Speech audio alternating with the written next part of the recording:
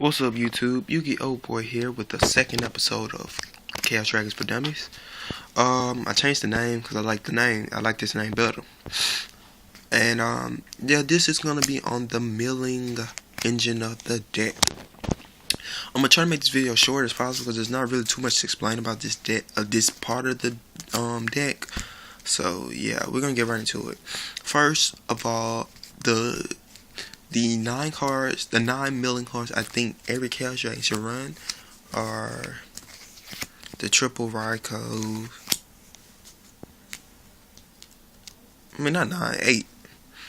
Triple Lila and double Trooper. I think this is the best milling ratio. Now, some people run some people run Lumina, Jane, and Aaron, and then they run Judgment Dragon. Now, I just don't like that build because you tend to mill a lot, like too much. You'll mill away your whole deck. Now, of course, you want to mill, but you don't want to mill your power cards. I mean, you can mill your power cards with these cards, but you don't want to mill your power cards just have a greater chance of milling them. So you summon Lumina, then bring this back, and then the end phase you mill 6 cards. And I don't like that. This is standard. Most Chaos, if you see the Chaos Dragon decks at top, they usually run 3-3-2. So there's really nothing to explain here. But what I'm about to do is I'm about to read you guys the card effects and the card stats and everything, and tell you a little bit about the card and what I like to do with the card, and maybe you would like to do with the card also. So we're gonna start with Raikou. Raikou is a level 2 light beast monster with 200 attack, 100 defense, a flip effect, and this effect is when he's flipped, you can target one card on the field, destroy that target, send the top 3 cards of your deck to the grave. Now, what you want to do with this card, or at least what I do with this card is, first of all, if I'm going first and I have this in my hand, what I like to do is I don't like my opponent to know what I'm playing, so I just set it and then pass. That's what I do. You don't have to do that, but that's just something I like to do. Don't like my opponent to know what I'm playing at first, because if I go, let's say I have this in hand, I have a recharge and I have Lila, and I go recharge. Now they're gonna play differently because they know what I'm playing now. They're not gonna play the same.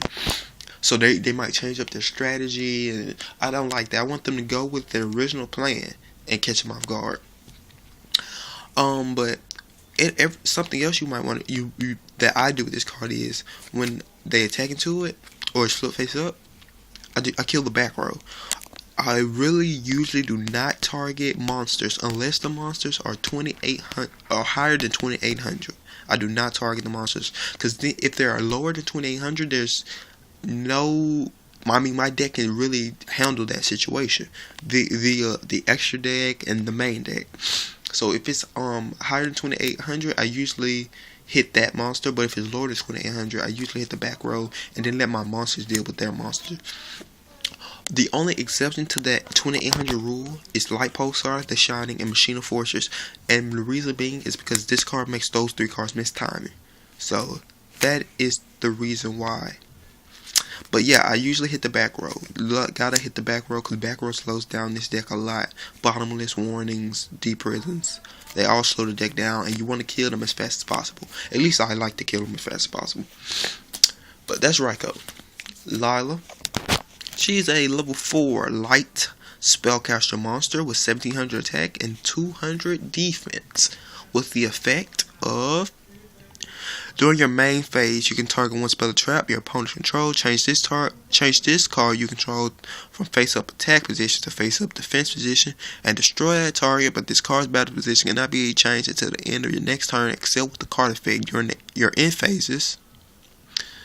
Send the top 3 cards of your deck to the graveyard. You must control this face-up card to activate and resolve this effect. So the last part means, of course, it has to be face up for you for the effect to resolve. So if you summon this and they book a moon, you don't mill. Secondly, if you go activate effect, change to defense, and activate effect value, her effect is negated and she'll be switched back to attack mode. Same thing with skill drain or Phoenix Chain should be changed back to attack position because her effect did not resolve. But something, I mean, it's pretty obvious what you do with this card. You summon it, and then you pop a back row. But what really happens is you summon it, and she gets bottomless. You summon it, she gets warning, which is good because they're gonna pay 2,000 life points to negate the summon of Lila, a 1,700 monster. Then that's good. The reason why they warning Lila, a lot of people don't understand why. It's because they want to cut off your milling agent. Your milling engine. They don't want you to mill at all. So you summon it, and then they either have two decks in mind. They have Light Swarms or Chaos Dragons, and either way they want to cut off the milling, so they warning or bottomless.